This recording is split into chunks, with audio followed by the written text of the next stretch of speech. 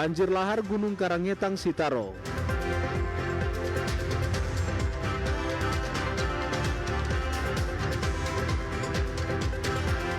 Siswa SMK di Sangihe diduga menjadi korban pemukulan oknum guru.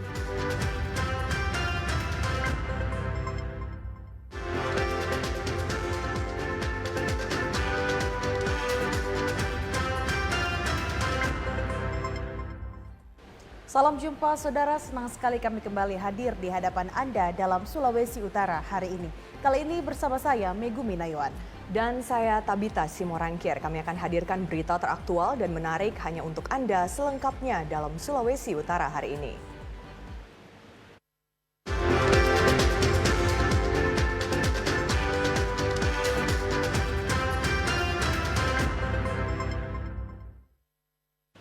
Kami awali informasi dari Kabupaten Sitaro.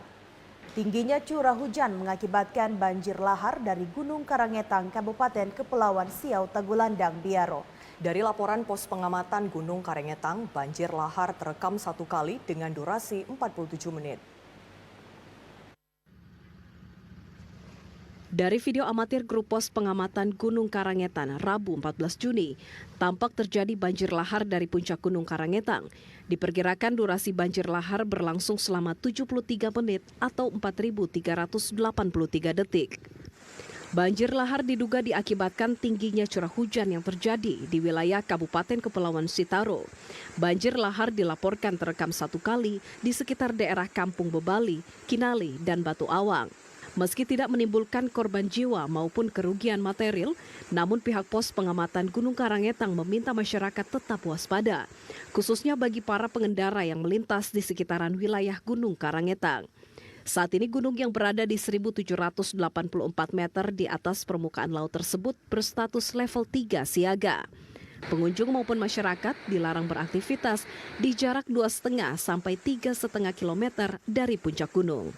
Zulkarnain, kontributor TVRI Sulut, melaporkan. Sementara itu dari Kota Tomohon, saudara, status kegempaan Gunung Api Lokon saat ini meningkat dan kawah Tompaluan masih mengeluarkan asap. Masyarakat dilarang melakukan aktivitas pada radius 1,5 km dan selalu mengikuti arahan pemerintah. Beginilah keadaan Gunung Api Lokon pada Kamis 15 Juni. Asap tebal terjadi pada pagi hari dengan ketinggian abu diperkirakan 50 meter dan mengarah ke arah utara. Sekitar pukul 10 WITA, asap yang keluar di kawah Tompaluan mulai menipis. Muhammad Isro, pengamat Gunung Api Lokon Mahau, mengatakan sesuai alat pemantau seismograf, kegempaan Gunung Api Lokon mengalami peningkatan. Status Gunung Api Lokon level 2 waspada. Berikut pernyataan pengamat Gunung Api Lokon Muhammad Isro. Lokon masih di level 2 atau waspada. Dan hari ini dari sisi seismik masih belum ada hal yang mengkhawatirkan, namun terekam 20 gempa hembusan. Gempa hembusan ini kalau secara visual mungkin bisa terlihat dari asap kawah yang keluar seperti yang bisa dilihat oleh masyarakat sekitar. Terlebih tadi pagi itu sekitaran jam 8 sampai jam 9 asapnya cukup pekat yang keluar, namun saat ini sudah mulai berkurang untuk intensitas asapnya. Sejak 2015 dia letusan terakhir, 8 tahun istirahat dari sisi visual.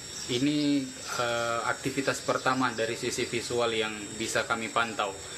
8 tahun terakhir itu yang banyak terjadi peningkatan hanya dari sisi seismik, aktivitas vulkanik yang terekam. Sesuai pemantauan di Kelurahan Kinilau dan Kinilau 1, aktivitas warga berjalan biasa. Personil BPBD telah melakukan aktivitas pengecekan tanda jalur evakuasi dan pendataan jumlah warga, seperti di lokasi Patar, Kelurahan Kinilau, yang merupakan jalur aliran lava apabila terjadi letusan dari kawah Tompaluan. Hani Watung, TVRI Sulut, melaporkan. Terdakwa perkara pidana korupsi perjalanan dinas membawa kontingen paduan suara ke Rusia, yakni mantan Kepala Dinas Pariwisata dan Kebudayaan Kabupaten Minahasa, Shirley Debbie Bukara, divonis 4 tahun penjara oleh Majelis Hakim Pengadilan Negeri Manado. Sementara itu, terdakwa bersama tim penasehat hukum menyatakan sikap melakukan upaya banding karena menurut pendapat PH bahwa putusan yang diberikan tidak memenuhi rasa keadilan dan banyak pertimbangan majelis hakim yang tidak masuk dalam fakta hukum yang fakta hukumnya terungkap dalam pengadilan. Perkara pidana korupsi perjalanan dinas membawa kontingen paduan suara Minahasa Regency Choir mengikuti lomba di Sochi, Rusia tahun 2016 kini sidang putusan. Adapun terdakwa mantan Kadis Pariwisata dan Kebudayaan Kabupaten Minahasa Shirley Debbie Bukara sesuai putusan secara sah dan meyakinkan bersalah melakukan tindak pidana korupsi secara bersama-sama.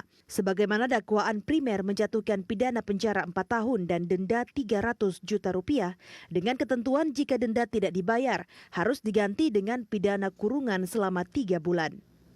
Poin berikut menghukum terdakwa untuk membayar uang pengganti sebesar 210 juta rupiah dengan ketentuan apabila terpidana tidak membayar uang pengganti sebagaimana yang dimaksud paling lama 1 bulan setelah putusan pengadilan yang berkekuatan hukum tetap, maka harta bendanya dapat disita oleh jaksa dan dilelang untuk menutupi uang pengganti tersebut. Dan apabila harta terdakwa tidak mencukupi untuk membayar, maka diganti dengan pidana penjara selama 3 tahun 9 bulan. Paling penting fakta-fakta dalam persidangan itu, selama perjalanan persidangan itu, di mana bahwa uang senilai 1.960.000.000 rupiah itu memang disalurkan dan itu semuanya tersalurkan dan terlaksana sesuai pelaksanaan Minahasa Regency Choir tersebut. Maka secara otomatis pada terdakwa itu tidak layak untuk dipertanggungjawabkan secara pidana. Itu wajib hukumnya setegas-tegasnya bahwa tim penasihat hukum berpendapat pihak-pihak itu harus ditarik sebagai tersangka dan selanjutnya sebagai terdakwa di dalam persidangan kasus seperti ini. Ya, sangatlah tidak adil ketika proses persidangan ini lantas ada tebang pilih semacam itu. Marten Tan, TVRI Sulut melaporkan. Sementara itu, oknum guru di salah satu sekolah menengah kejuruan diduga melakukan tindakan kekerasan terhadap seorang siswa di Kabupaten Kepulauan Sangihe. Terkait hal ini, Cabang Dinas Pendidikan Wilayah Sangihe akan memberikan sanksi sesuai tahapan yang berlaku. Siswa kelas 11 di salah satu SMK didampingi keluarganya tampak mendatangi sentra pelayanan kepolisian terpadu Polres Sangihe untuk melaporkan dugaan tindak kekerasan yang dilakukan oknum guru di sekolah tersebut.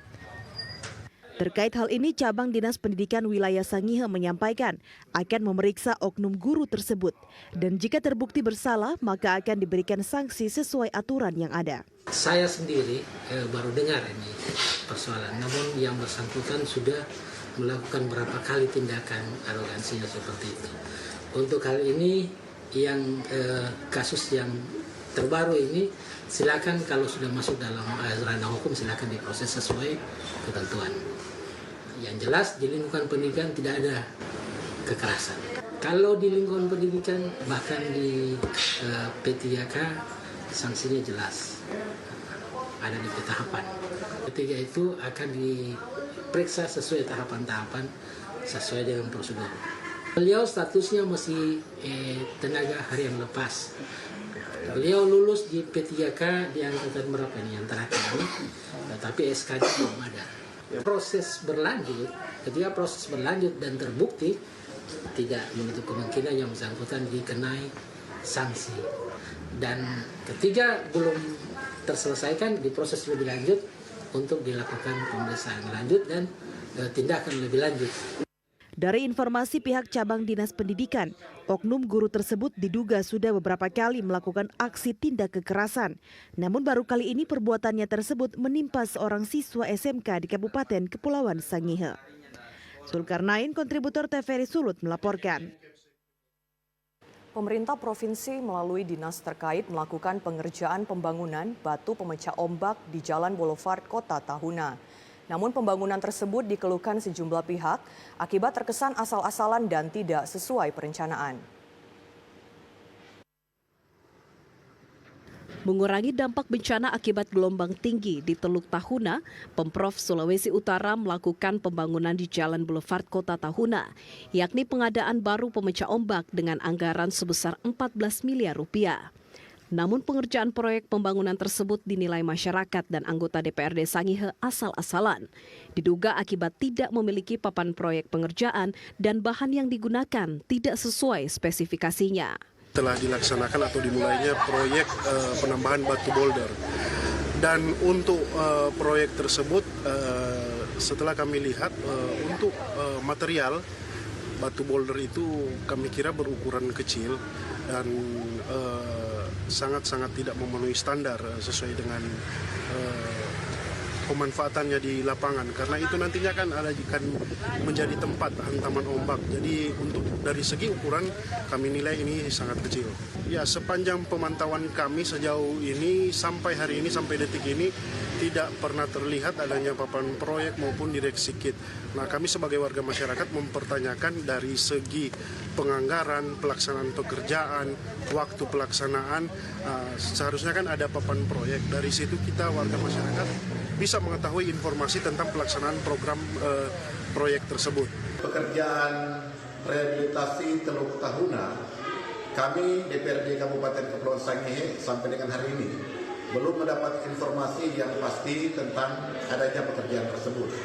Sebab di lokasi yang dilakukan pekerjaan tidak dicantumkan papan kegiatan pekerjaan. Artinya informasi yang wajib diketahui oleh masyarakat banyak tidak disampaikan oleh pengelola kegiatan tersebut. Masyarakat berharap pengerjaan pembangunan batu pemecah ombak dapat meminimalisasi ancaman bencana akibat gelombang tinggi dan proyek tersebut tidak menjadi sarana meraup keuntungan bagi para oknum yang tidak bertanggung jawab. Zulkarnain, kontributor TVRI Sulut, melaporkan.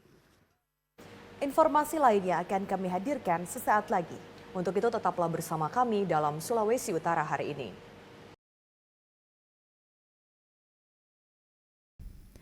Tarif kapal penumpang dan perintis PT Pelayaran Nasional Indonesia (PELNI) akan mengalami kenaikan mulai awal Juli 2023. Penyesuaian tarif tersebut sesuai Peraturan Menteri Perhubungan Republik Indonesia Nomor PM 7 Tahun 2023 tentang tarif angkutan laut perintis.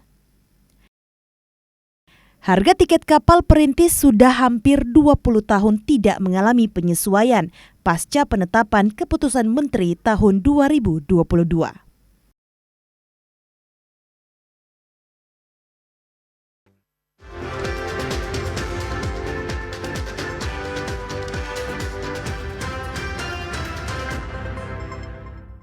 Saudara, terima kasih Anda masih bersama kami. Dan informasi kami lanjutkan kembali untuk Anda. Sesuai tugasnya sebagai bentuk pengawasan, anggota Komisi 4 DPRD Sulawesi Utara melakukan kunjungan ke sekolah-sekolah yang ada di Kota Mobagu. Hal ini guna memastikan jalannya proses penerimaan siswa didik baru berjalan dengan baik. Proses penerimaan peserta didik baru saat ini sedang berlangsung hingga tanggal 20 Juni nanti. Guna memastikan proses PPDB ini berjalan dengan baik, anggota Komisi 4 DPRD Sulut Cindy Wurangian dan Karei Kruntu menyambangi SMA 1 Kota Mobagu. Kedua anggota Komisi 4 ini diterima Paraganti Matantu, Ketua Panitia PPDB SMA 1 Kota Mobagu, bersama Sidikin Jafar, Wakasek Sarpras SMA 1. Kedua legislator ini meminta pihak sekolah mematuhi ketentuan PPDB yang ada agar tidak ada isu negatif di kemudian hari dari orang tua siswa yang anaknya tidak bisa diakomodir. Kami berkomitmen untuk melakukan tugas-tugas kami dalam hal ini pengawasan, dan hari ini khususnya terkait dengan pelaksanaan PPDB untuk tahun 2023. Tadi sudah disampaikan oleh Wakil Kepala Sekolah SMA Negeri 1 bahwa per hari ini siswa yang diterima 465 secara online, tetapi masih akan berlangsung sampai dengan tanggal 20 sesuai dengan edaran dari kementerian, dan sudah pasti animo masyarakat untuk mendaftar ke SMA Negeri 1 ini memang sangat tinggi dari tahun ke tahun. Dan kami memastikan bahwa semua proses penerimaan pelaksanaan PPDB ini berlangsung sebagaimana mestinya tanpa ada cerita-cerita yang kurang baik, sehingga semuanya bisa, siapapun yang diterima nanti, karena memang pasti melebihi, siapapun yang diterima itu memang benar-benar sesuai dengan sistem dan tidak ada yang merasa bahwa dicurangi atau hal yang seperti itu. PPDB tahun ini melalui 4 jalur penerimaan, yakni zonasi, afirmasi, prestasi, serta perpindahan orang tua. Taufik Darondo, kontributor TVRI Sulut, melaporkan. Sementara itu, tim seleksi calon anggota KPU Kabupaten Kota Provinsi Sulawesi Utara mengumumkan pendaftaran calon anggota KPU periode tahun 2023-2028 untuk 7 kabupaten dan kota di Sulawesi Utara. Tim seleksi calon KPU Kabupaten Kota seprovinsi Sulawesi Utara menggelar pengumuman pendaftaran calon anggota KPU di 7 kabupaten kota, yakni Kabupaten Bolaang Mongondo, Kabupaten Bolaang Mongondo Utara, Kabupaten Kepulauan Sangihe, Kabupaten Kepulauan Siau Tagulandang Biaro, Kabupaten Minahasa Selatan, Kabupaten Minahasa Tenggara, dan Kota Mubagu periode tahun 2023 hingga 2028. Jadwal pendaftaran mulai dari 13 Juni hingga 24 Juni 2023. Ketua Tim Seleksi Jerry Wisang mengatakan, peserta yang ingin mendaftar harus melalui sistem informasi anggota KPU dan Badan Ad Hoc Siakba, kemudian membuat akun Siakba dan melakukan registrasi. Kami menginformasikan kepada seluruh rakyat, terutama di 7 kabupaten kota, bahwa pendaftaran sudah dimulai. Dan jangan lupa mendaftar lewat Siakba. Ya, Siakba karena itu yang paling penting. Jadi usahakan bagi seluruh lapisan masyarakat yang ingin mengikuti itu, lihat saja pengumumannya, ikuti aturan, maka percaya bahwa kegiatan seleksi ini akan berjalan sesuai yang kita harapkan. Jerry Wisang menambahkan, bagi yang ingin mengetahui terkait persyaratan pendaftaran calon anggota KPU, jadwal pembentukan dan masa kerja PPK dan PPS dapat dilihat pada infopemilu.kpu.go.id. Tim Liputan TVRI Sulut melaporkan. Saudara, kita beralih ke informasi lainnya.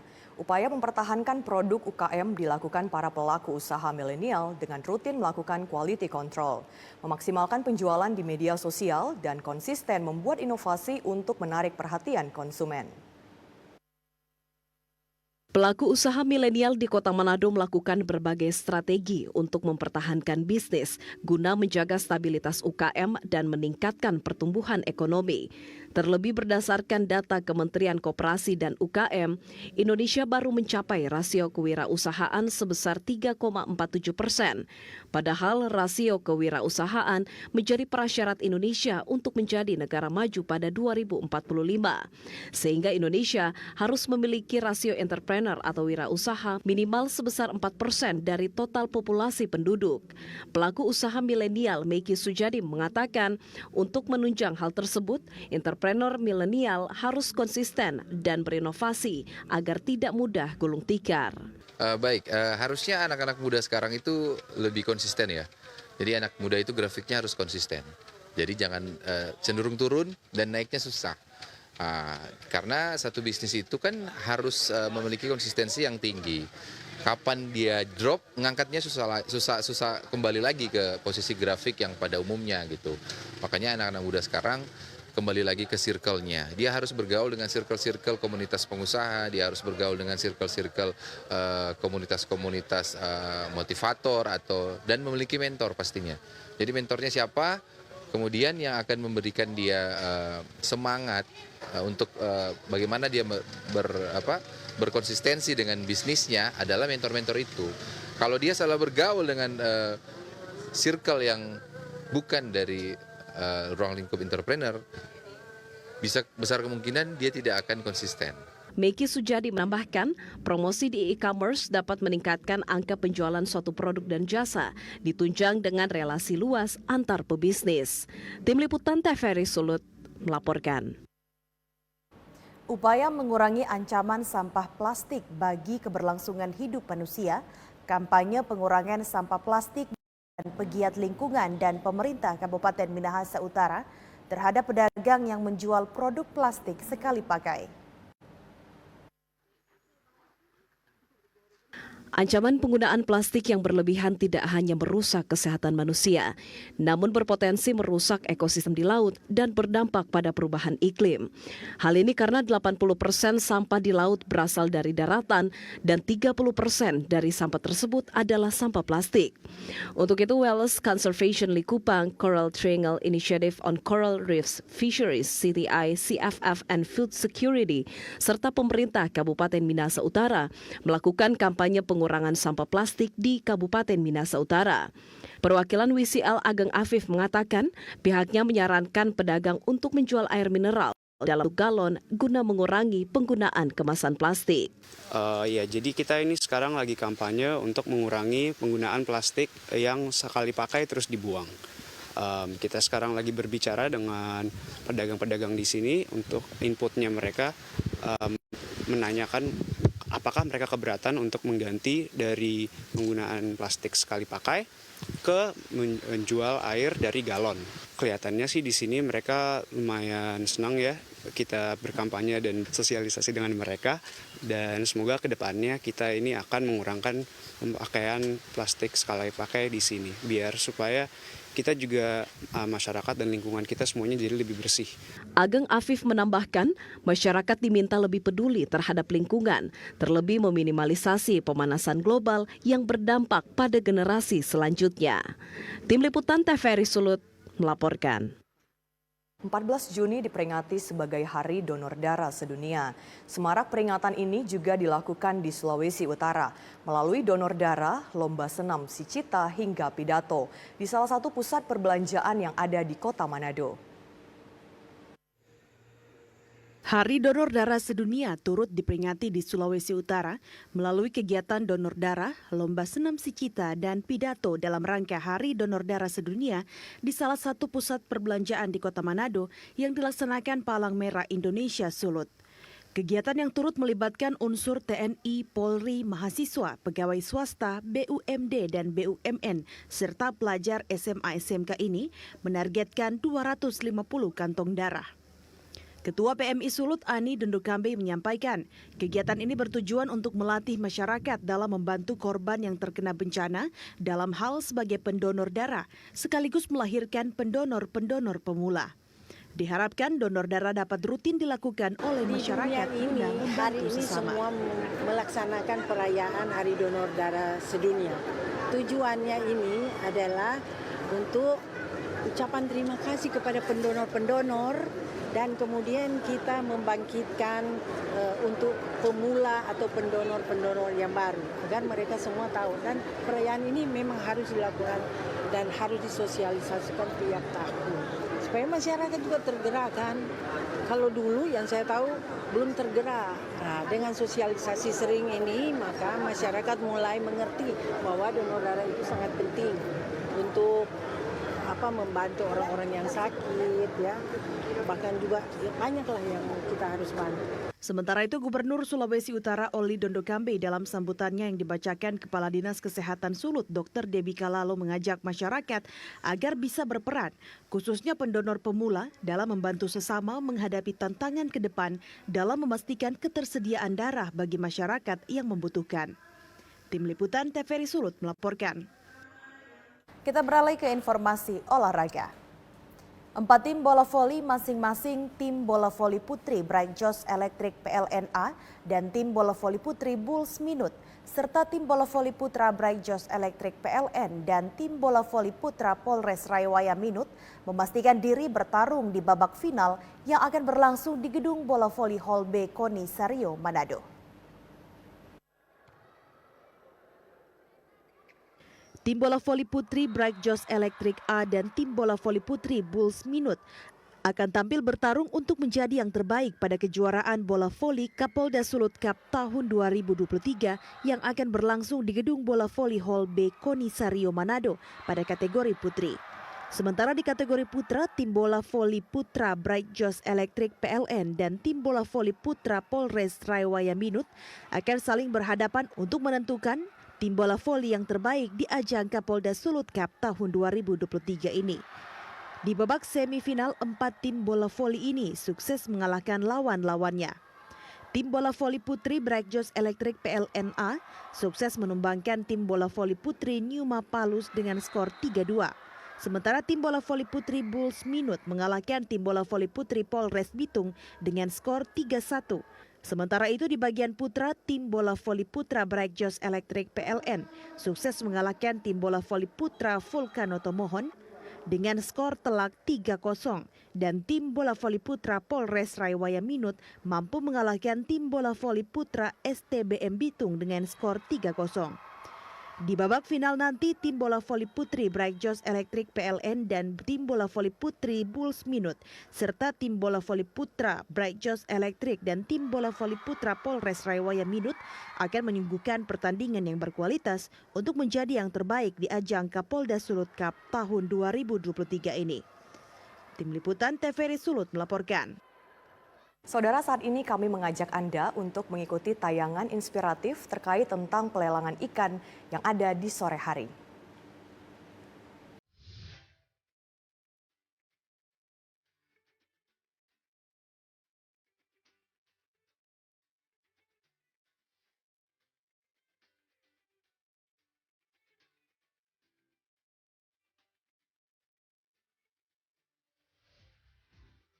Dermaga Pelabuhan Ikan Tumumpa Manado tak pernah libur dari aktivitas, terutama di sore hari. Tampak kapal-kapal ikan berjejer di dermaga. Serasa dermaga tempat pelelangan ikan ini kurang panjang sebagai media sandar kapal-kapal ikan yang beroperasi di zona ekonomi eksklusif Sulawesi Utara.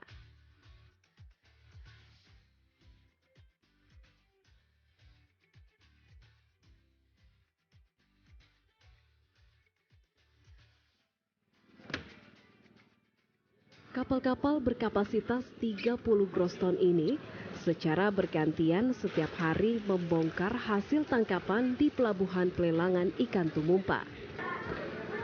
Tak heran, di atas kapal yang sandar ini tampak aktivitas yang mencolok.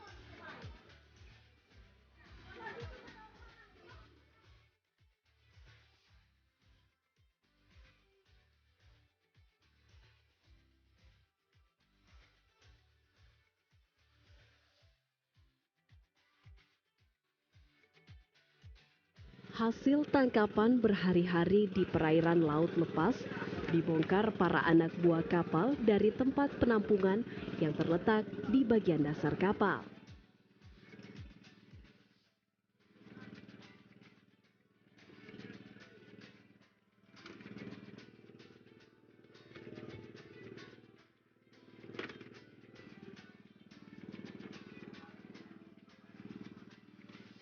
Sebelum dimasukkan ke dalam keranjang, ikan-ikan hasil tangkapan ini disortir sesuai dengan ukurannya.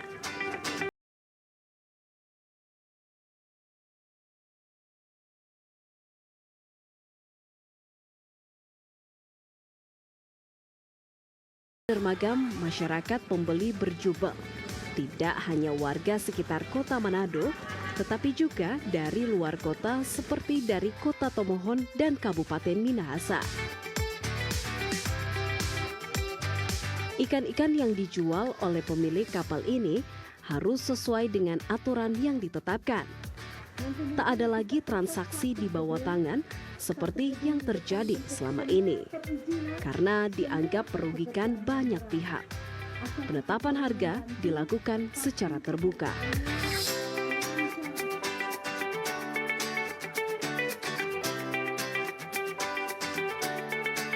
Kalau di sini, orang di sini biasanya sistem lelang. Ya siapa yang harga tertinggi dia yang dapat, no? Itu proses dari kapal turun. Dari kapal turun proses tetap penjualan di tempat ini, no? Timbang dulu. Timbang, oke, lelang. Siapa yang tepat harganya cocok, oke, yang gitu.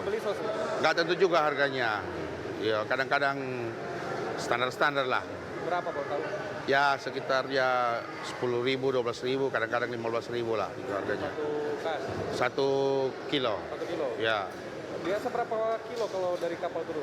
Ya tidak tergantung dari penangkapan. Kadang-kadang 1 ton, 2 ton, begitulah. Nggak menentu ya? Iya, hasil sekarang kan minim toh, kurang semua. Dibandingkan dengan waktu normal lalu dengan sekarang? Ya mendingan ini, harganya masih bisa stabil.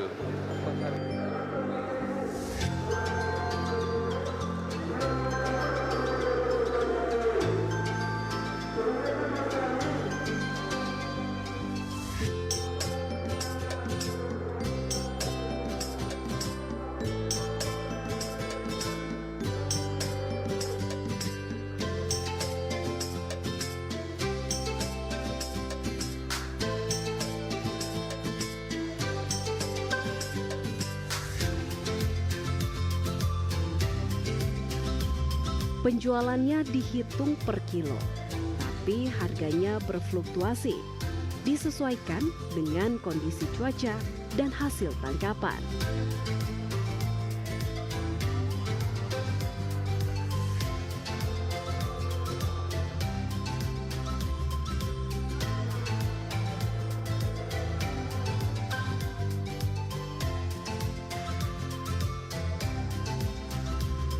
Ikan-ikan yang dijual melalui pelelangan tumumpa ini lebih banyak jenis pelagis atau malalugis, serta ikan cakalang dan jenis tuna.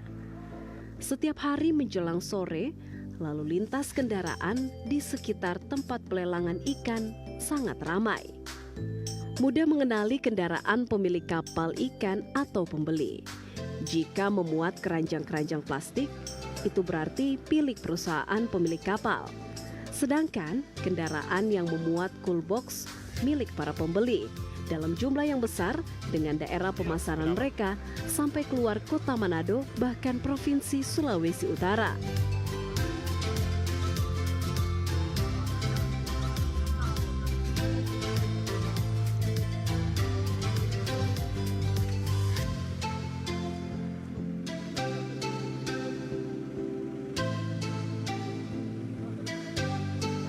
Ikan ini kan setiap hari saya ambil, mungkin dia sekitar di pelelangan sini. Baru saya bawa ke Gorontalo sampai ke Palu. Iya. Itu hampir hari-hari. Ya. Sekitar dia kalau memakan 3-4 oto, kalau dia 1 oto itu sekitar 1,5 ton. Nah, kalau di 4 oto itu sekitar 6 ton per hari itu. Nah, kalau DP keuntungan itu Bu, orang pun tidak bisa taksir. Sebab kan kadangkala ada untung kalau dia 4 ton itu ada 500 perak dalam per kilo. Nah, kalau dia 500 tuh, kalau 6 ton ada 3 jutaan begitu.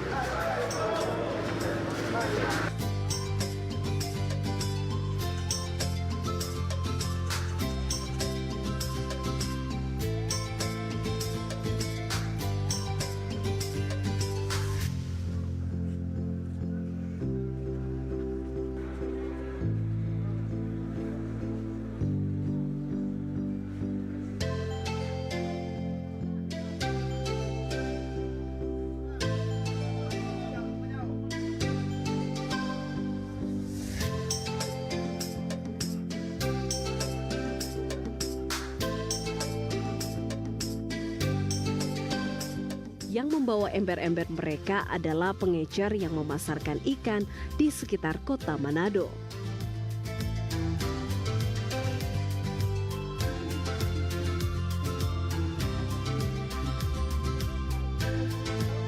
Tempat pelelangan ikan Tumumpa, Kecamatan Tuminting, menjadi salah satu lokomotif perekonomian di Sulawesi Utara. Setiap hari ratusan juta transaksi terjadi di tempat ini.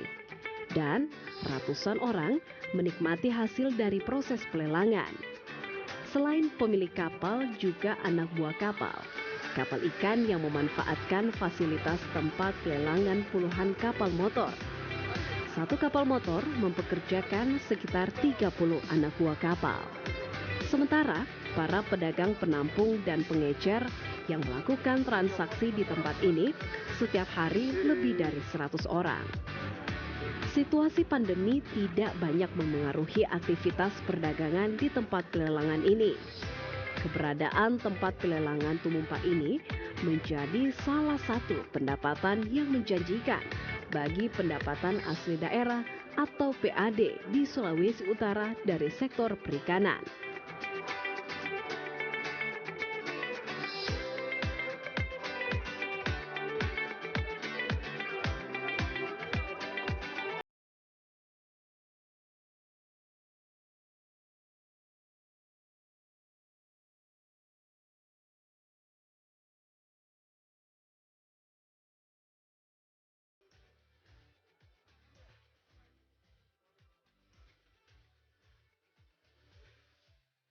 Semoga ke depan keberadaan tempat pelelangan tumumpa ini makin memberikan kenyamanan, terutama saluran air, sehingga tidak mengganggu mobilitas warga.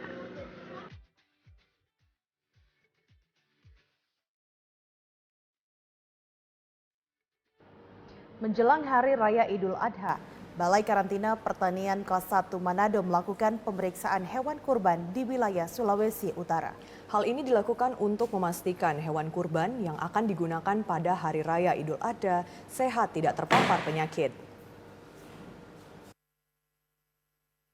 Balai Karantina Pertanian Kelas 1 Manado melakukan pemeriksaan hewan kurban sapi dan kambing di wilayah Sulawesi Utara. Hal ini dilakukan untuk memastikan hewan kurban yang akan digunakan pada Hari Raya Idul Adha yang akan diperingati pada 29 Juli 2023 sehat dan tidak terpapar penyakit seperti penyakit mulut dan kuku.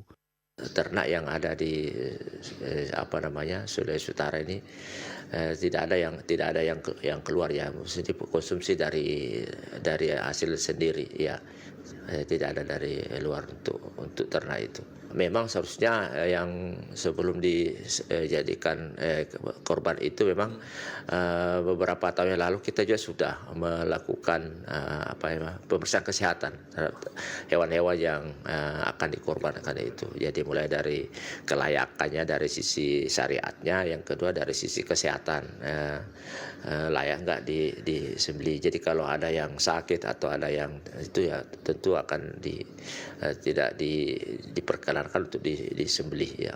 Yusuf Patiroy menyampaikan Sulawesi Utara tidak mendatangkan hewan kurban sapi dan kambing dari luar daerah sehingga bisa dipastikan hewan kurban sehat dan layak untuk dijadikan hewan kurban nanti. Tim Liputan TVRI Sulut melaporkan. Sementara itu harga beras di pasar tradisional Pinasungkulan Karombasan stabil. Hari ini beras dijual Rp13.000 1 kilogram. Harga beras di pasar tradisional Pinasungkulan Karombasan Manado stabil, yakni Rp13.000 1 kilogram untuk semua jenis. Sebelumnya sempat dijual Rp14.000 1 kilogram. Harga beras stabil sebab pasokan dari daerah Sulawesi Utara dan Sulawesi Tengah cukup. Daisy, salah satu pedagang beras di pasar Pinasungkulan, menyampaikan harga beras stabil sehingga konsumen cukup ramai. So stabil, so banyak juga orang kan iya, ini kan harga 13.000 kan seberapa bulan. Jadi kata orang tak biasa dia harga 13.000 per kilo. Satu hari boleh sampai 5-6 karung. Dari Palu banyak kali ini beras yang 50 kilo. Kalau Superwin dari kota. Tapi kualitas beras bagus ya buat hari sekarang udah masuk bagus. Daisy menyampaikan menjelang Hari Raya Idul Adha diperkirakan harga beras tidak akan mengalami kenaikan sebab stok mencukupi. Tim Liputan TVRI Sulut melaporkan. Ini kami hadirkan untuk Anda informasi Klik Sulampa. Informasi yang kami himpun dari wilayah Sulawesi, Maluku, dan Papua berikut ini.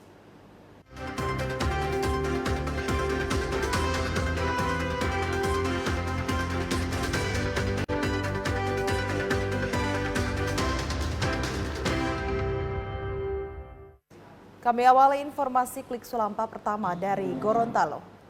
Kapolsek Bandara Jalaluddin Ibtu Ismet Ishak sekaligus pihak keamanan dalam pemberangkatan jamaah calon haji Gorontalo membantu para CJH untuk lanjut usia memasuki pesawat di Bandara Jalaluddin Gorontalo. Berikut informasinya untuk Anda.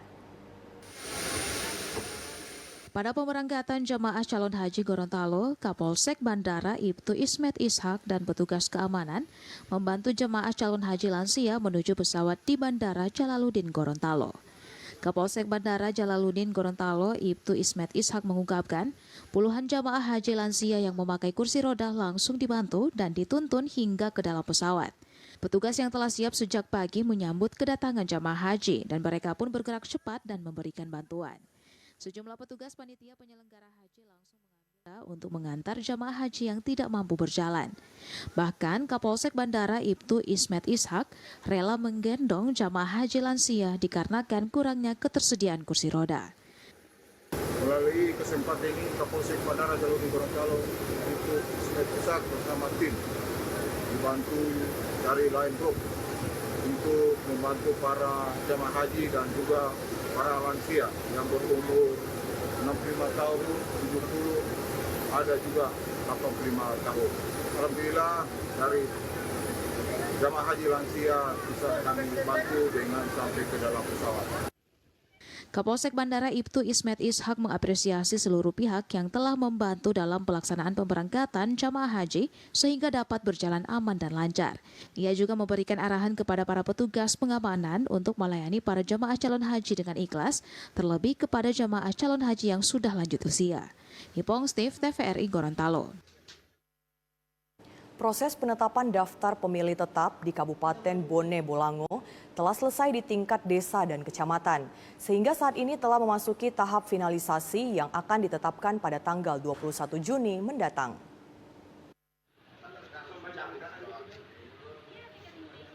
Penyusunan daftar pemilih tetap di Kabupaten Bone Bolango kini memasuki tahap akhir. Berdasarkan pantauan yang dilakukan, proses penyusunan daftar pemilih tetap di Kabupaten Bone Bolango telah selesai di tingkat desa dan kecamatan, sehingga telah rampung secara keseluruhan di tingkat kabupaten. Ketua Komisi Pemilihan Umum KPU Kabupaten Bone Bolango, Adnan Merahim mengungkapkan, pihaknya tengah mempersiapkan daftar pemilih tetap yang akan ditetapkan secara keseluruhan pada tanggal 21 Juni mendatang. Hal ini dilakukan agar seluruh masyarakat yang memenuhi syarat terdaftar dalam daftar pemilih tetap pemilu 2024 mendatang. Selain itu, KPU Kabupaten Bone Bolango juga mengerahkan tim penyelenggara pemilu di tingkat desa dan kecamatan untuk mendorong masyarakat agar melakukan perekaman KTP elektronik sebagai syarat untuk pemutakhiran data pemilih. Oleh karenanya sekarang KPU Bone Bolango sedang mempersiapkan atau sedang melakukan penyusunan daftar pemilih tetap. Dan itu akan ditetapkan nanti pada tanggal 21 Juni 2023. Hingga kini KPU juga terus menggencarkan sosialisasi terbuka kepada masyarakat tentang tahapan pemilu di daerah, agar seluruh masyarakat bisa memahami dan ikut memantau perkembangan tahapan pemilu yang telah berjalan di tingkat desa dan kecamatan. Rivaldi Hapili, kontributor TVRI Gorontalo. Saudara, sejak 2 bulan terakhir, permintaan pakan sapi di Provinsi Gorontalo mengalami peningkatan. Hal ini juga turut memengaruhi kenaikan harga pakan. Salah seorang pedagang pakan ternak Tisol mengungkapkan, sejak 2 bulan terakhir, harga pakan sapi di wilayah Gorontalo mengalami kenaikan. Hal ini terjadi seiring meningkatnya permintaan pakan sapi menjelang Idul Adha. Untuk harga pakan sapi naik dari Rp270.000 menjadi Rp285.000 per koli. Adapun jenis pakan sapi yang dijualnya berbentuk pelet dan merupakan pakan konsentrat penggemuk sapi yang dipesan langsung dari pabrik pakan ternak. Tison menambahkan dirinya biasa memesan 100 koli dalam sekali order yang kemudian dipasarkan kembali di wilayah Gorontalo. Tison mengaku dirinya masih baru dalam menjual pakan sapi, namun untuk saat ini tinggi dari penjualan tersebut. Tim Liputan TVRI Gorontalo. Informasi tadi sekaligus menutup jumpa kita hari ini. Saya Megumi Nayoan. Dan saya Tabita Simorangkir beserta kerabat kerja yang bertugas pamit undur diri dari hadapan Anda. Dan sampai jumpa.